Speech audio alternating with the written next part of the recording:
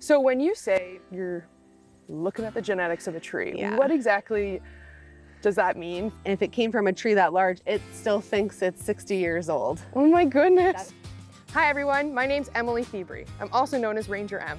I'm an environmental communicator and educator, and I get to talk to a lot of different people about all things nature and conservation. I love to knowledge share, and that's what I want to do with you. So come on, let's go learn with Ranger M.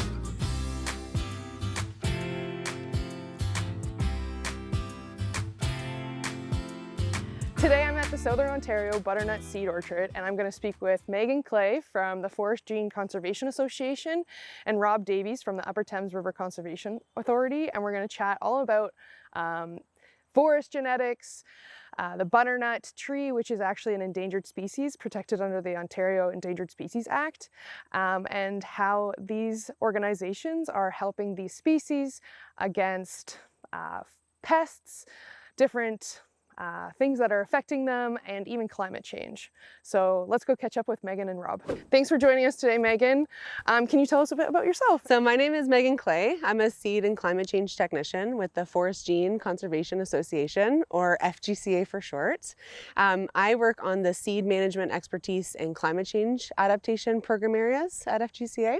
But prior to my role here, I worked for conservation authorities, a few different ones, on tree planting and restoration programs and forest management plans. Can you tell us a bit more about what exactly the Forest Gene Conservation Association is? Forest Gene Conservation Association, or we like to shorten it to FGCA just to keep things a little bit more simple, but we're a not-for-profit organization, and we have a unique focus on gene conservation of woody plant species in the province.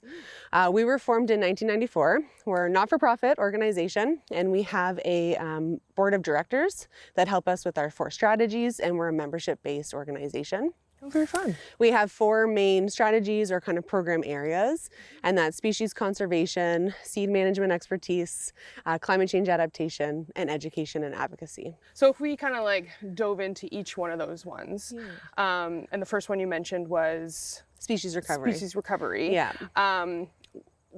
Does that mean that you are trying to bring back species that maybe have gone extinct or something, or preventing that kind of thing? Yeah, so it's mostly working with species that are either endangered or threatened, and this can be for a number of different reasons. So behind us here right now, we're in a butternut archive site, and butternut is one of the species that's included in our species recovery program. When there's some type of an impact, whether it's a pest or disease, or sometimes it's human related, so habitat loss, some species do need a little bit of help to maintain that genetic integrity across the landscape, or just their presence in general. So again, we always go kind of back to our roots of that gene conservation, so looking for high quality individuals to include in a program. We've been working with butternut for over 20 years now, but we are branching out to other species, including black ash, and then there's some other species that are kind of on the radar in the fringes, like American beech or hemlock, that we're kind of keeping an eye on, looking at other research to see if there's ways that we can get involved. Species recovery is a really big program, or it's a really big investment. There's a lot that goes into it to do it properly. So it's not something that as a small organization we're able to do something on this scale for every single species that's in trouble, but we do have based on priorities, we'll look at particular species to work with in different ways. Yeah, for sure. So when you say you're looking at the genetics of a tree, what exactly does that mean for tree? You know, you learn about genetics in school, but like yourself and your family and stuff. Like, what does that mean for a tree? With genetics, for trees and plant species, woody plant species, for the most part, it's not something that you can readily see. So you can see physical characteristics of a tree, and they could be, good form, good growth, good vigor. So some good characteristics you're looking for. And that can give you an idea of the genetic quality that you're working with, but that's only a part of the picture. So genetic quality does require, for most species, and disclaimer, there's lots of variability among species, but you need lots of individuals contributing their genes to make sure that you have a healthy population. Okay. So often when we have endangered species and they've been reduced to a couple individuals across the landscape, there isn't a lot of those individuals contributing their genetics. And you can have something like inbreeding, or you can have a lot of recessive genes that might come out. For butternut, for example, or for some other species that are similar, we're looking for some of that tolerance or that resistance to a disease too. So that's another layer to the genetic piece, because that is something that is based on genetics. You also mentioned seed, and seed migration is a very important part of what you're doing as well. Can you say a bit more on that? With our seed programs and our seed management expertise programs, there's a couple different layers to how we work with folks. So at FGCA, we work with partners, conservation authorities, municipalities, different layers of government, academia, research, and Crown Forest managers. Those are the types of folks that we work with. And with our seed management programs, we can either look at recommendations for using high quality, source identified, genetically appropriate seed. Or alternatively, it's providing some guidance and support for best practices for seed collection. So we actually run and operate a certified seed collector course. Oh, wow. Yeah. Cool. So with that, we just want to make sure those principles of best practices for seed collection are being followed.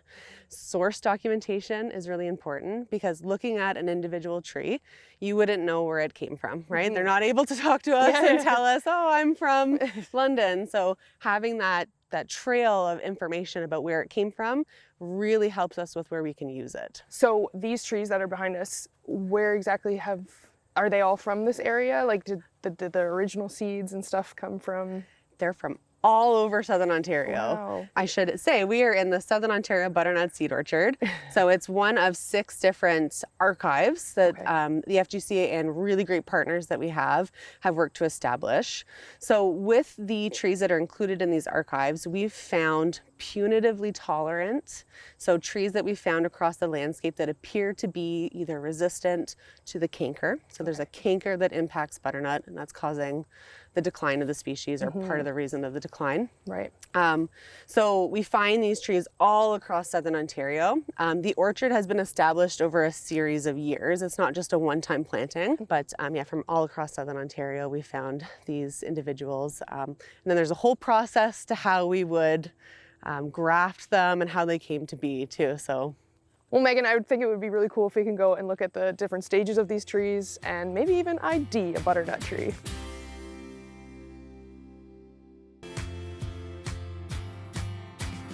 So we can see that there is variability in some of the sizes of the trees that are within the archive, and a couple different reasons for that. Some of them are established at different times. So for example, this tree here was established in 2019, but that doesn't necessarily mean that's the age of the tree. What does that mean? So with these, we call them grafts or clones. There's a couple of different names that are associated with these individual guys, but with this program, we want to make sure that we are capturing the specific genetic makeup of those trees that we're finding in the landscape. Okay. So if we were just to collect seed from a mother tree, we actually only know half of its genetic makeup, because we don't really know what the father genetic makeup would have been, so we're just working on half of the genetics. If we do something called cloning or grafting, we are capturing exactly that genetic makeup of that specific tree we found on the landscape. And we found that landscape, we've picked it for a reason, so it has specific characteristics that we're looking for. So we're usually looking for a pure butternut. So there are hybrids out on the landscape that we wouldn't want to include in a program like this. But then there's also the level of resistance or tolerance to that canker. So we found a good specimen that we want to include, and then what we actually do is take cuttings of that material. So with arborists or folks that can reach the tops of the tree, we cut small twig or branch samples from the actual tree. We do this when it's dormant or when it's kind of sleeping in the winter. So usually in March or February, we go up, we collect all these scions. Then we take that to our grafting center in Eastern Ontario, and they get grafted. So they get married onto a piece of black walnut rootstock. Wow. So both pieces will get cut, they'll get taped together, and they're within the same family, butternut and walnut, so they're compatible. And then the butternut will continue to grow using the root system of the black walnut. Wow. Yeah, but the really cool thing about scions and taking cuttings like that is, so if we can see in the background some of those really large walnuts that surround us, Yes. just say that's the example of the butternut that we would have collected the scion from. Just say those trees are 60 years old. After we graft it and plant it, if it came from a tree that large, it still thinks it's 60 years old. Oh my goodness. That's the genetic makeup of the tree. So even though it was only grafted in 2019 and it was planted in 2020, it genetically thinks it's much older. That is wild. I love that. Yeah. Wow. So the grafting trees, the baby trees, let's call them. Yeah. Does putting them on the black walnut root, does cloning it, are you getting a lot of info from that? And is it telling you that the tree is doing just as well kind of as the wild tree that you got it from? Do you know that yet? Is that something you're trying to see? And that is something we want to look at further because we do have lots of variability. So even though this tree was planted in 2019, you know, that still is what, 5 years ago. So it probably should be a little bit bigger at this point. So it's actually 60, so. Yeah, exactly right. It's got a long way to go. So there's a number of different things that can impact a tree's growth. So whether there was insect damage that kind of pushed it back, if we wouldn't have any deer damage here because I don't know if you noticed the entire thing is fenced, but it could be something specific with the genetics that it's just not doing too great. It could be this just one specific spot that it was planted on compared to a tree beside it that is doing pretty well. So there are a number of factors. So being able to compare the same clone on a different site will really help us get that insight into the quality of it. I have a really hard time telling a butternut tree apart from other trees, especially walnut trees. Yep. I'm now you're making it harder because half of it is, well, not half of it, but can you tell us some identification tips for butternuts? Absolutely. So with IDing butternuts, there's a couple different species that can easily be misidentified for butternut. Black walnut is an example of that, and occasionally bitternut hickory or some hickory species. So I'll run through a couple of quick ID features for butternut. Butternuts have a really large terminal bud right at the tip, kind of has a blunt edge. To me, it has kind of like a clay or a light gray color. The leaves themselves, right? So we have a compound leaflet. So all of this is an individual leaf. This is what would fall off in the fall or in the winter. The leaves themselves are kind of rough. The underside has a bit of a hairy characteristic to them. And then the actual leaflets themselves do not have a stalk off of that main stem there. So that's a couple indicators. If you're going to compare it to something like a walnut, especially at a distance, they can look really, really similar. In my hand here, I have a black walnut sample. And some of the main things that you can do to kind of look at the difference between walnut and butternut is this main terminal leaflet here. So with walnut, they're often shrunken or missing altogether, whereas with butternut you will always have that main terminal leaflet there. The bark, it's usually smooth and kind of a gray color when it's younger. As the tree matures, you have some variability. There will be kind of some spacing in the bark, so you'll have some variation in the color. So some of them are darker brown, but for me, when a butternut really stands out, it's a really clay colored. You kind of get some flat ridges on the edge of the butternut themselves. Very large trees, they will have really large crowns. They do like mostly open sun, but they will be found in forest communities, or if they're planted, they can be planted in lots of open areas or parklands. Well, unfortunately, another characteristic and an IDing feature for butternut is if you see something that has a canker. So a canker is a black, sooty, almost dark damage sort of on the tree, and that'll stand out all throughout the different parts of the stem. So you can have it at the base of the tree, all throughout. You can have it on branches, but that's another characteristic of a pure butternut. If you see a butternut that has some really good sealing around the wound, that's a good indication that it's potentially punitively tolerant. If all looks healthy and it's able to withstand some of those cankers, that's a good specimen of a butternut.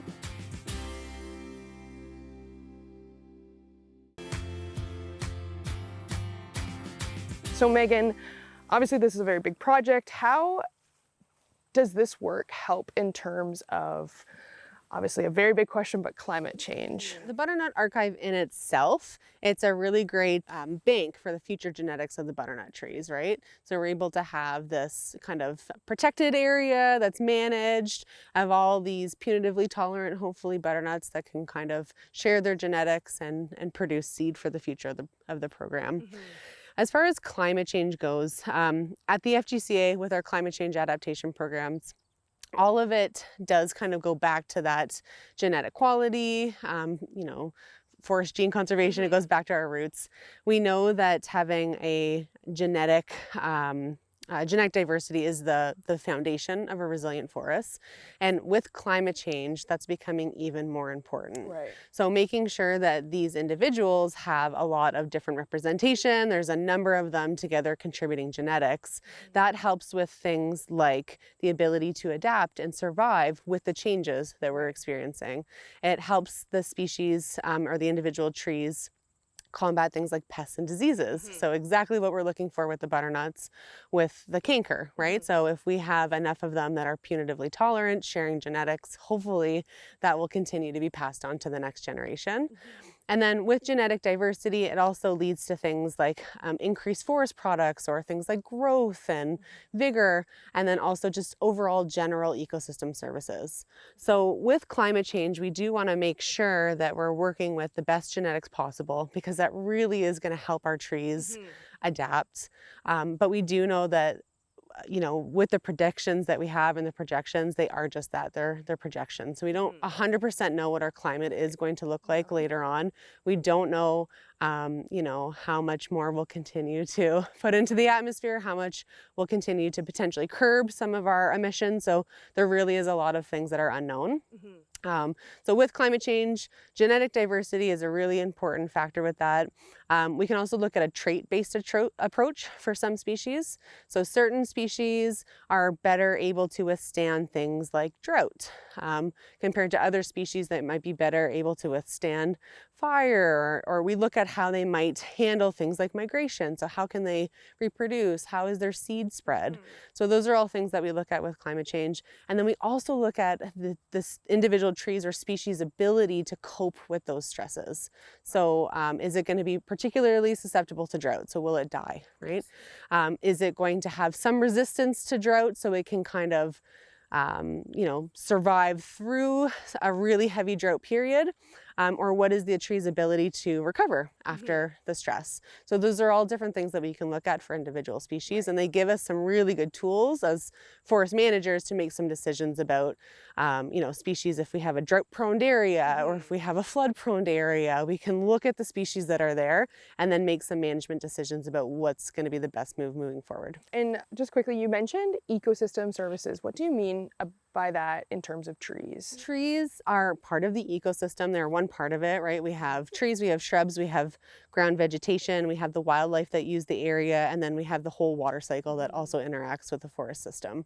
So when a forest is healthy, it's kind of functioning as it should, it supports that full ecosystem services. So we typically will have diversity, and that's diversity in species, that's diversity in age. So a lot of different moving pieces that are happening in a forest.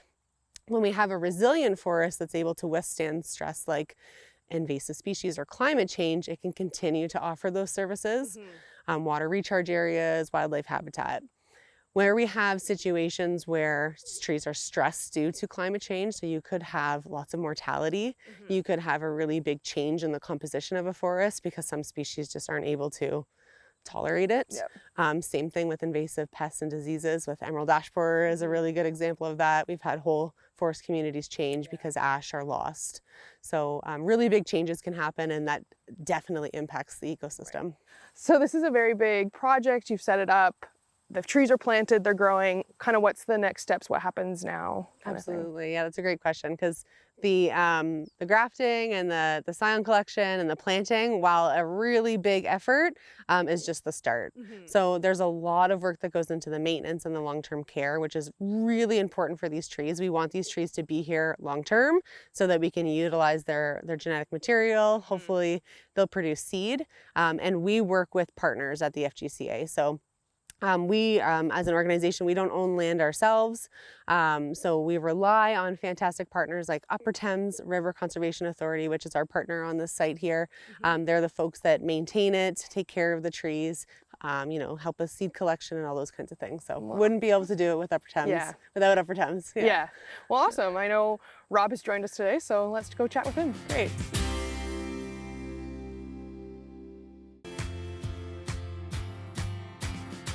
Thanks for joining us today, Rob. Can you tell us a bit about yourself and your background and what you do for Upper Thames? I'm Rob Davies. I'm the Forestry and Restoration Supervisor here at Upper Thames Conservation Authority. I've just been here close to 2 years. Prior to that, I worked with Essex Region Conservation Authority for about 16 years. The predominant role is just our tree planting and afforestation programs. So we're out on in the watershed planting trees for landowners and finding grants to help that work. But with FGCA, we're predominantly the boots on the ground, having eyes on what's happening in these archives, doing the maintenance of the mowing between the rows, keeping it nice and clean in the hopes of collecting a seed crop from these trees.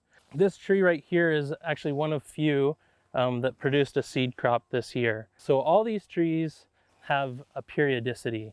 So they won't produce a seed crop every year. And that's sort of a mechanism by trees to reduce the number of pests that might reduce the number of trees that grow into, seeds that grow into trees in the future. So by producing, every 3 to 4 years, they reduce those pests in the ground or predators that might eat these seeds.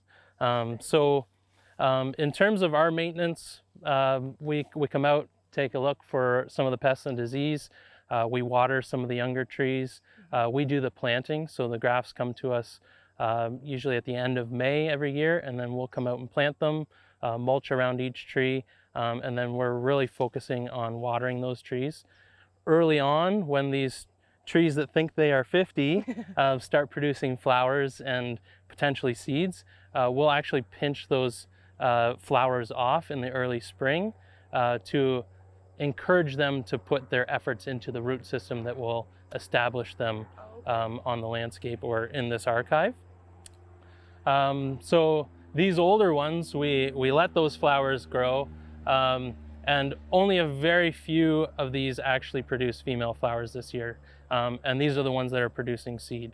Last year, we collected over 1,000 seed from this archive, and then we shipped them up to partner nurseries, and they're growing those, putatively tolerant trees, so that we can hopefully start establishing them through our plantings and things throughout the watershed and other watersheds across Ontario. Oh, very neat. How big is this site, like where the trees are? This is a 5-acre site, so the majority of it has been designated towards butternut, but we did also have a small section where we planted some American chestnut as well. Oh, okay. Very nice. Also another species that's kind of struggling, right? Exactly, yeah. This is quite the project, quite cool to see and to learn about what goes into possibly saving a tree species from the treacherous canker. And thank you to you and Megan for joining us today and telling us all about it. Thanks for having us. Thanks for joining me.